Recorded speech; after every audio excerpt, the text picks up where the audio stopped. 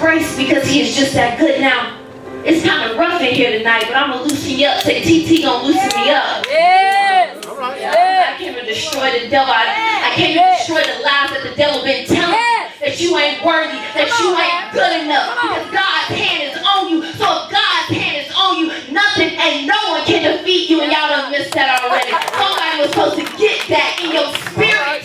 Today, see, I'm bold. I don't let the devil just keep talking. I got to shut him up and let him know who I serve. Jesus. Not Baal, not a man, not a woman, but the one, the only Jesus Christ. Look at your neighbor and say, Jesus. Jesus. Before I go any further, I just got so many people in here that I love. I got my in-laws. I got my aunt. Let me tell y'all something. She been there for me when I was the lowest of the lowest. You hear me?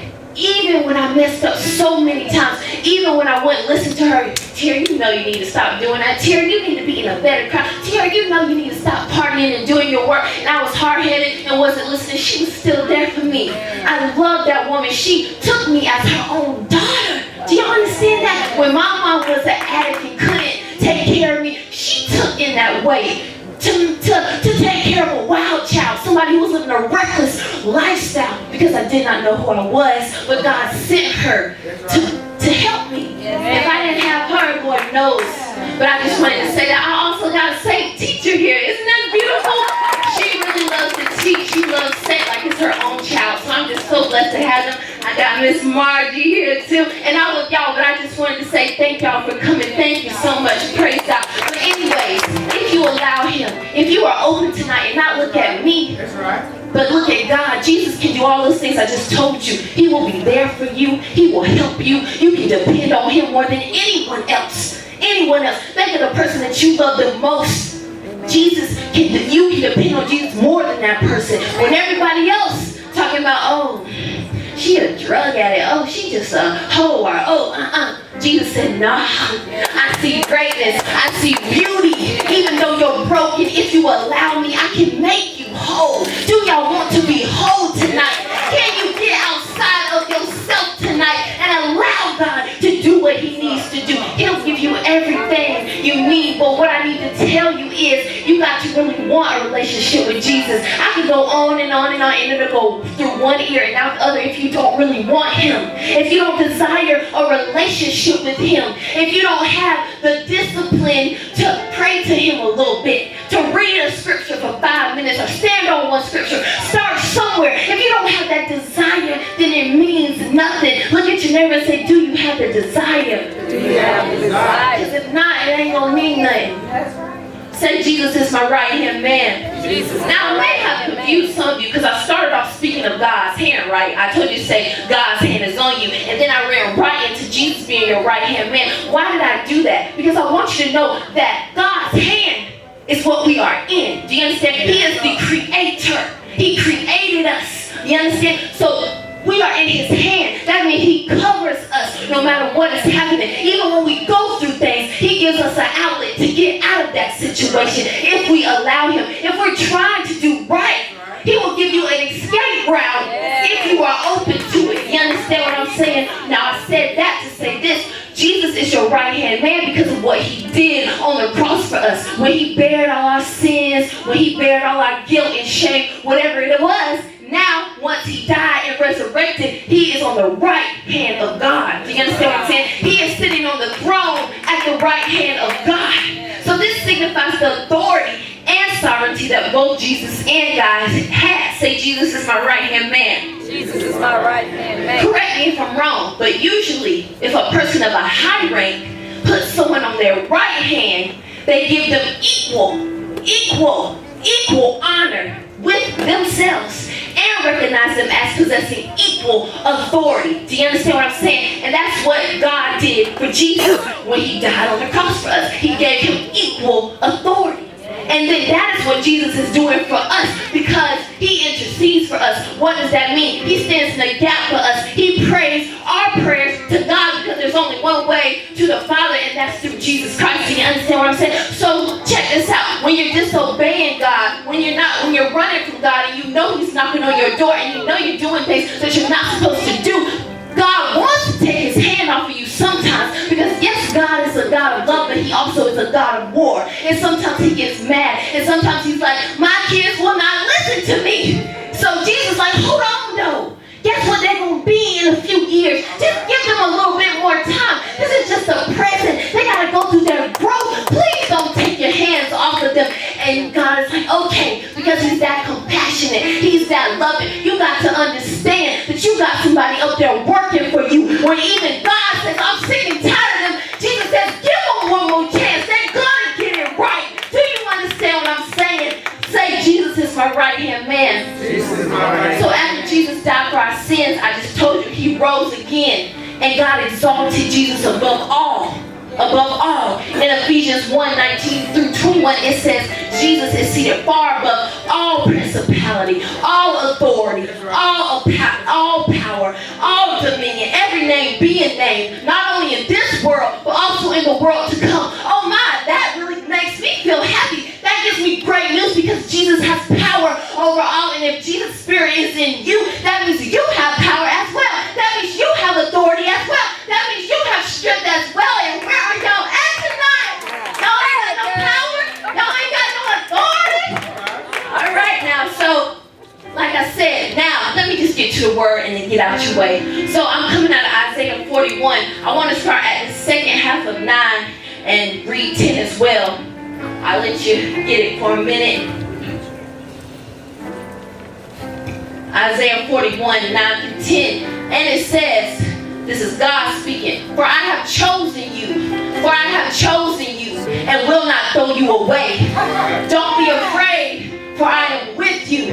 Don't be discouraged, for I am your God. I will strengthen you and help you. I will hold you up with my victorious, my winning, my faithful right hand. Hallelujah, praise God. I don't know if you feel it or not, but can you feel God's tenderness for his people? He's reminding you that he has chosen you. He will not throw you away no matter what you've done. If you are chosen, the plan has to come to pass. Your dreams have to come to pass because you are chosen. Look at your neighbor and say, I am chosen.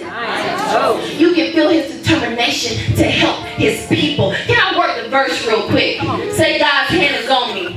So it says, for I have chosen you and will not throw you away. That should remind us that no matter what we're going through, God will never abandon us. The lowest of the low, wherever you are in your life, know that he is in the midst. And like I said, if he chose you, if he spoke that dream, it will come to pass. Then it says, don't be afraid, for I am with you. God has given us a sense of security to his people. God is the protector. Like I just told you, he will keep you when you don't want to be kept. Because I know back in the day, 6-7 years ago, I didn't want to be kept.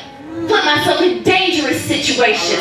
Taking 5-6 drugs at a time. Do you understand what I'm saying? Letting anybody and everybody do whatever they wanted to me. Couldn't even look myself in the mirror, and I didn't want to be kept. I wanted to take myself out. Do you understand what I'm saying? I've had those thoughts.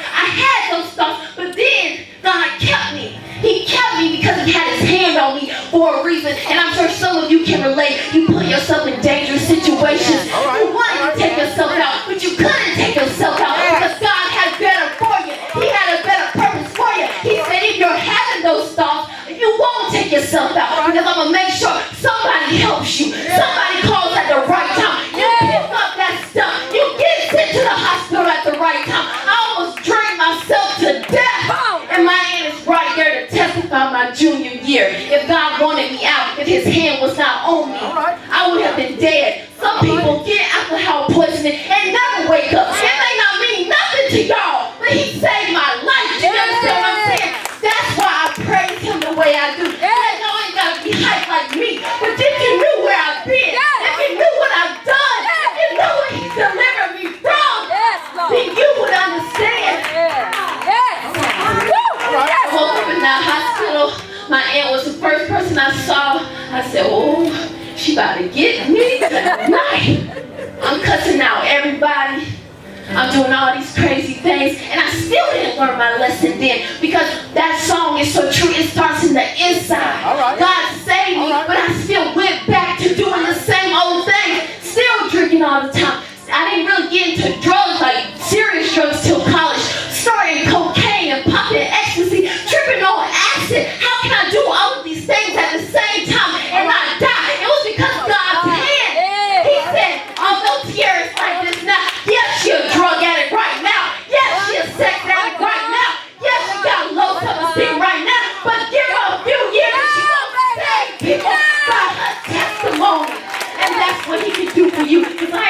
one that been through some things. Y'all done been through some things. And because you are still here, he's got more for you. Because you are still here, you got a purpose. And you got to embrace that purpose. And don't let nobody tell you different. Say, God's hand is on me. God's hand is on me. Let me tell you something. Remember each day, no matter what I see with my physical eyes, no matter what my circumstance is right now, God is with me.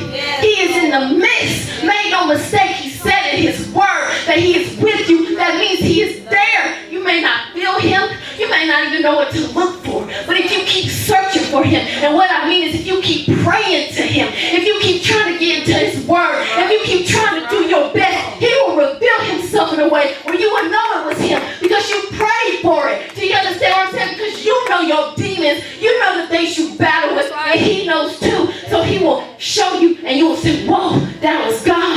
Look at your neighbor and say, look at that. Look at that. That was God. That was God. Hallelujah. You know what?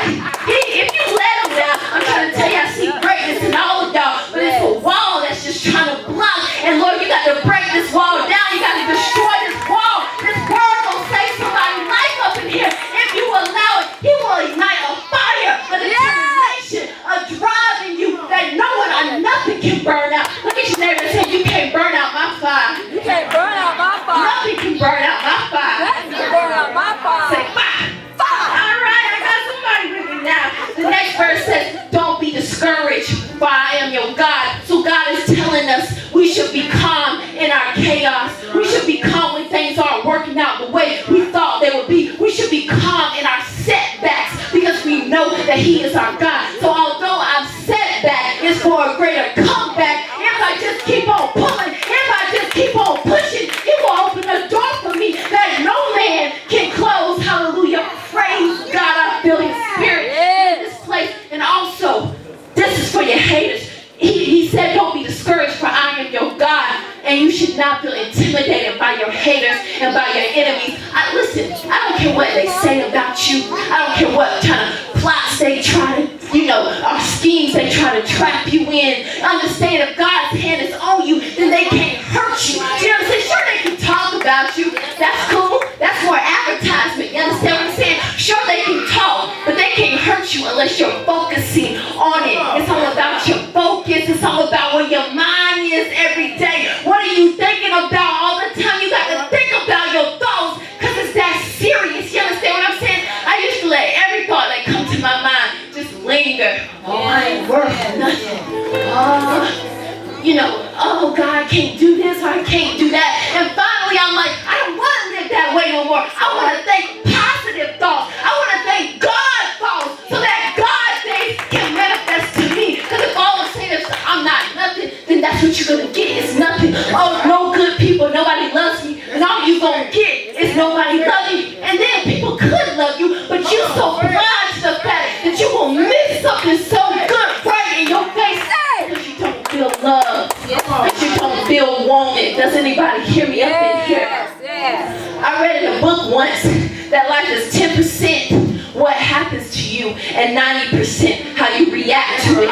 Just like 10% skill, 90% mental. So 10% what happens. I know it may be hard. I may know that you may look at me and say, well, she don't know what she's talking about. She don't know what my struggle is. She don't know what I'm going through. But God knows. So if you don't react so much to what people are telling you, if you don't react so much to your circumstance and know that it will change, then it won't be so hard to go through the struggle. It won't be so hard because eventually it will be over. And I talk about struggle a lot because I've been through so much. So I want you to know that in your darkest times, God is there. He sees you. He sees those tears you cry at night. He sees when you're thinking about killing yourself. He sees that you keep giving yourself to this man or woman that don't want you. They just want that temporary fix. He sees that and he's saying, hold on. Be of good courage. Know that I am with you. Keep going. I will make a way for you. See, your enemies want to get under your skin. That's right. They want to see you with your head held down.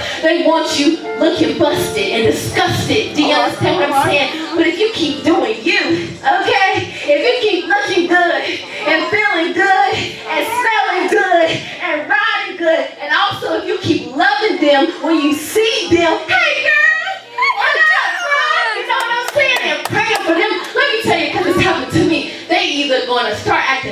you or they going to get out your life. You understand what I'm saying? Look at your neighbor and say they either going to get right. They gonna get right. They gonna get out. They gonna get out. And that's the one for your haters, because listen, that is the power of God. I am a testimony. When the people that the devil uses go against the people that God uses, they either gonna get right or they gonna get out, because they don't have no power. You are God's chosen. You are God's people. If you allow him to get up in you, then nothing, I repeat, nothing can defeat you. So say God's hand is on you. Now the next verse says, I will strengthen you and help you. So God is able to preserve and strengthen. Even when you feel like you can't go no more, he gives you that extra little boost. He gives that person to call you and give you a word. He gives something in you that makes you want to keep on going, because he is the strength. He is the hope. You understand what I'm saying? Then he says, I will hold you, meaning I will give you the ability to bear all trials, and not just hold you, but with my victorious right hand, my faithful right hand, my secure right hand, the one that can be relied on right hand. Do you understand what I'm saying? Say to your neighbor, God's hand is on you. And not just any hand, Not just any but hand. that right hand. That right hand. Down on it now. So I want you to know that God is speaking to the prophet Isaiah at this time, when his people, his chosen people, were exiled into Babylon. This was his people's punishment for their disobedience. They worshiping idols. He done parted the Red Sea. They done seen all these wonderful things that God has done. And then when they get uncomfortable, they want to go right back into slavery, making the same old decisions. Do you understand what I'm saying? He told them. That is the verse. He told them he would get them out of their mess, their hard situation. So this verse should reassure us that although we may have disobeyed, although we may be messed up right now, if I keep coming to God, he will do what he needs to do. You understand what I'm saying? He will be with me in my journey. All they had to do, all God wanted them to do, was trust him and his plan. Though they did not know, they're on a journey.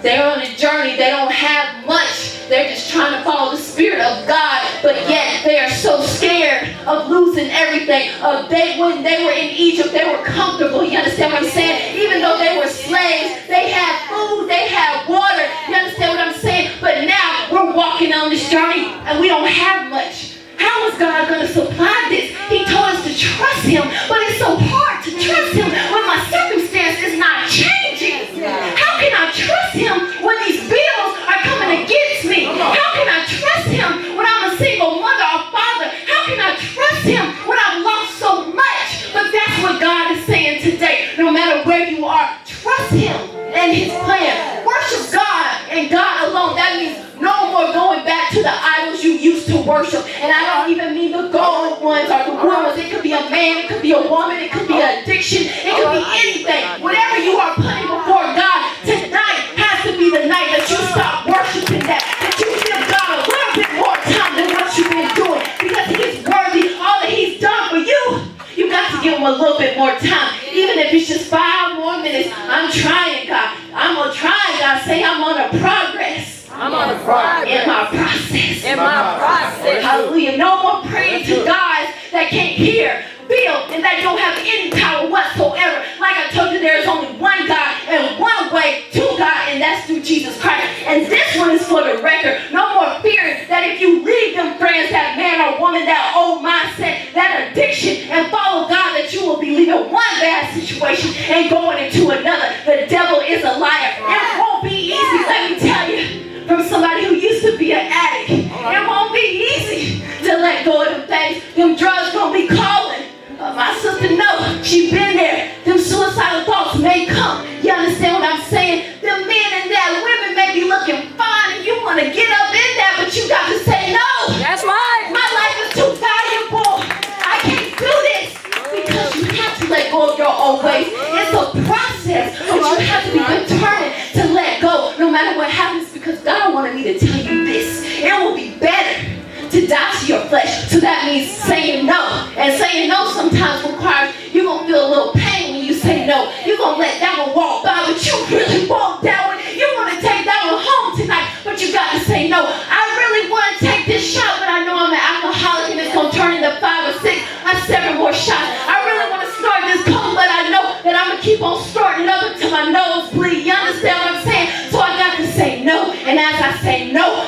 more power. Yes, I feel pain, but I get more power. As I say no, I feel pain, but I get more life. You understand what I'm saying? And you'll start feeling better, and you'll get stronger, because that is better, dealing with that pain for a little while, than keep doing the same old things. All right. Dying daily. No matter what you try to say, All you right. will die daily. I used to die daily. I know. You will be just existing. You will get temporary fixes. You get that fix, okay, you feeling good. Now the high is gone, whether it be whatever it is, and now you back dealing with yourself, because it all starts in the inside. So doing that, you'll keep your old ways. If you keep your old ways, you will be just existing, getting temporary fixes, and you will burn in hell. All right. I'm not pointing at you saying you're going to burn in hell. All That's right. not what I'm doing. Don't say you was church hurt and I told you you was burning in hell, because that's not what I'm saying. I'm saying if you keep doing those things, All right. if you don't make a determination to let go of one thing at a time, eventually you will have to come to that point where you will burn in hell. And that's someplace I don't want to be. I don't want to be there. I know heaven's going to be nice. I know it's going to be great. So every day, no, I'm not perfect. Yes, I may fail every day, but God knows that I try my best. God knows that I got to let go of this little attitude. I need to be quiet sometimes. I need to stop being so frustrated. God, you know, you work with me. That's how you got to be with God. Be truthful. Tell him what your problems is. He already knows, but it gives him good joy when you can say it out your mouth. Because you're admitting that you have a problem. You're admitting that you don't have it all together. Because we all are working on something. Yes, I may speak, but I'm working on stuff. I can get 38 hot real quick. I can get an attitude real quick. I can say things that I shouldn't say real quick and act real quick. But as I've known God, now I'm able to say no. I'm not going to respond to that. No, I'm going to get some worship music going, and I'm going to start praising God, and I'm going to get my spirit filled back up. So now I can make a better decision instead of a desperate decision. Because when you're all emotional, when you're all sick, when you're all depressed, you make desperate decisions. It's time to make better decisions. Say, get out of desperation. Come on now, y'all with me. Look at your neighbor and say, I got some streets. It's your choice. It is a choice. If you choose Jesus, God's hand is on you. God's hand is on you. I don't know. I don't want to get too deep. This seems like a real deep message. I don't want to get too deep, but I don't know if y'all know about the spiritual realm. I don't know if you know about all the spirits that go around us every single day. All right. Look at me and act like it's a joke. It ain't no joke. It's real. You understand what I'm saying? Why are you feeling that way?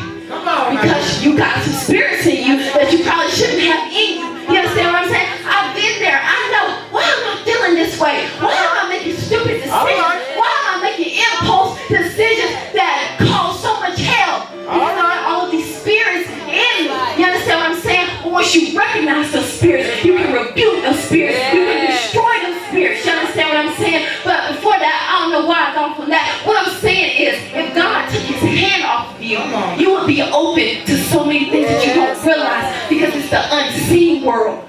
You would be open to so many diseases that just swept by you but hit somebody else who his hand is not on.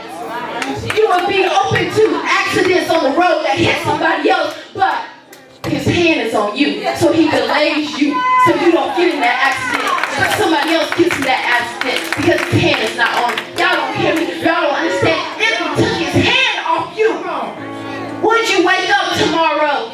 If he took his hand off of you, would you be in your right mind? All them drugs I've done, I should have lost my mind by now. Somebody here, I know a man who hit one time, one puff of crack and lost his mind forever.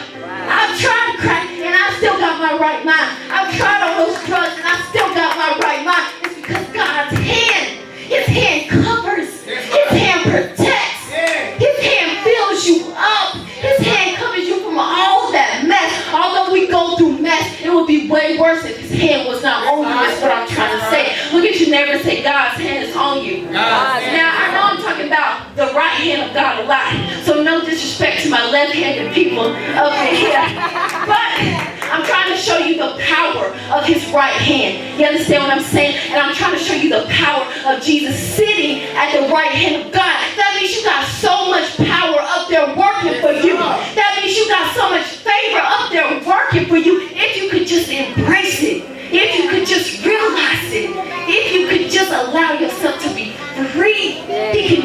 much in you. See, God's right hand signifies strength. Say strength. Strength. Most people are right-handed, but whatever hand they use dominantly, that has the greatest strength. You can do the most difficult things with that hand. God's right hand is in the Bible, and you can check after me 166 times. So that has to be important and vital for our improvement and our growth. And let me tell you some other things God's right hand signifies, and then I'll let you go, I promise. Sometimes I ramble and I talk a lot. Olivia know what I'm talking about. So I told you strength already. Say strength again. I'm trying to get it in the spirit because you need strength. You need his strength to go. Every day it's a fight to do right. You understand what I'm saying? You need his strength. See, God's hand is on you, so he will give you the strength to complete your mission, to defeat your enemies. He will give you the strength to endure whatever comes and however it comes, even when you don't feel like it. His hand will give you that strength. His right hand signifies authority and sovereignty. You can see his authority in his control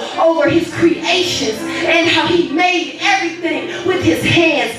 You know, that means that he has power over all, which now Jesus has authority over all. And since Jesus has authority over all, so do you. Look at your neighbor and say, so do you. So do you. You can call things to be. Y'all don't believe that? Do y'all know what that means? You can call things to be. That means you can speak things out of your mouth and it will manifest. You understand what I'm saying? But you got to believe it to actually speak it and allow it to work. You can speak and shift the atmosphere. You have the authority and power to change your situation by changing your mindset and changing the way you speak. Even if you don't believe it, I am beautiful, I am great. This situation is going to turn around. Say it over and over and over until you start believing it, and that thing going to change. I've seen it change. I've seen people heal because even though they did not believe it, they spoke it out of their mouth. They kept on speaking it. They kept trying to get into God's word and see what God was saying, and he switched that thing for them. Hallelujah, praise God. Now, sometimes though, if it's not time for the situation to change,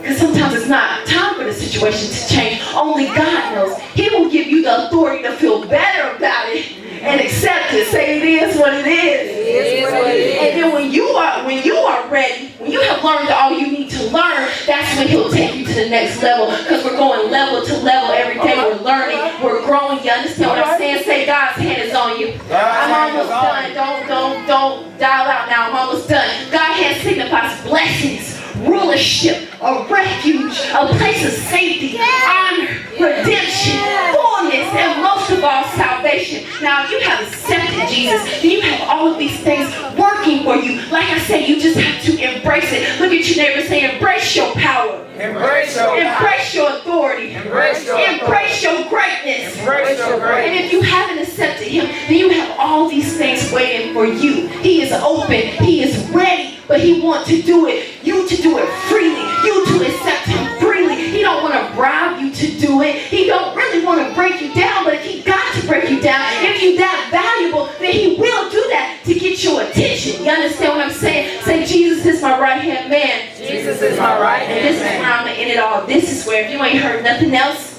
this is it right here. Look at your neighbor and say, this is it. This is it. This is it. I'm serious. This is it. It is crucial. It is crucial.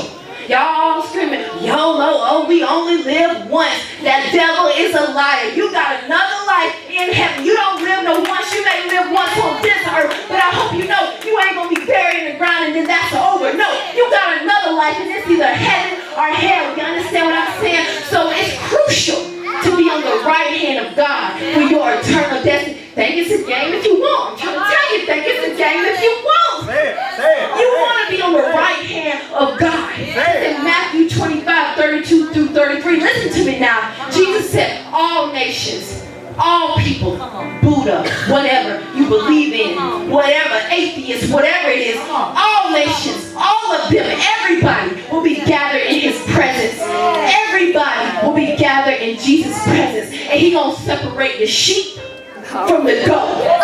He gonna take the sheep to the right side. That's right. He gonna take the goats to the left side. Which one you gonna be on? Say, which one? Are you a sheep or are you a goat? You a sheep or you a goat? Which one are you? Which one are you? Say, I'm a sheep. I'm a sheep. My shepherd. That's Don't right. get me wrong. On this earth, we gotta be lions. Don't get me wrong. I'm not saying don't be a lion. Be bold. Be fearless. Don't be ashamed of Jesus. But on that judgment day, you better be a sheep. See, let me tell you, you better be a sheep. and woolly and beautiful. Goats are just all looking nasty and all.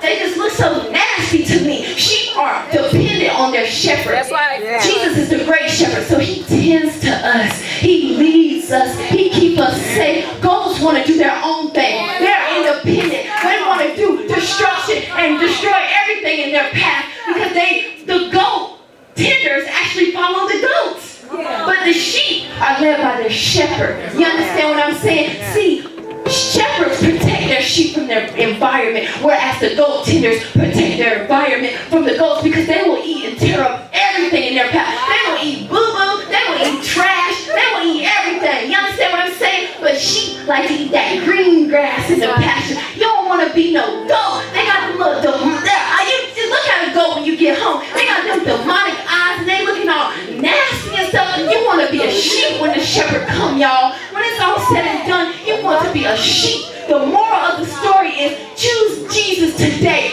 Be led by Jesus. He will not steer you down the wrong path. Even if it's something you don't want to do, do it because you will understand as you get further in life what he was trying to do. Now I see why all those things happened to me. Now I see why I did all of those things. Now I see why I lived a reckless lifestyle. Now I see. Back then I didn't see. Maybe right now in your situation, I don't understand how this is going to come to pass. But I am a sheep for my shepherd. So I'm going to let him live in me. I'm going to let him care for me. I'm going to let him take away things that need to be taken away. Because I know he will add more and more with interest. If I allow him, he got to be in that heart. Embrace God's right hand. When God's right hand is on you, you won't fail even if you wanted to. That's what he's telling me. When God's hand is on you, you won't give up even if you wanted to. Even if you wanted to take yourself out, he won't let you because you're too valuable. You got too much purpose. You got too much goodness in you. Somebody needs to hear your testimony. Somebody needs to hear your voice. So are you going to let that shepherd lead you? Are you going to let the great shepherd lead you? Are you or are you not? That is the choice. When Jesus is your right hand man, you can't be defeated. You can't be stopped. You can't be touched because God's hand is present. God's hand is permanent. And God's hand is everlasting. Look at your neighbor and say, you can't touch me. Let the devil know that you can't touch me. I'm too valuable. I'm too worthy. I'm too awesome because God's hand is on me. He won't let you defeat me, devil. He won't let you defeat me.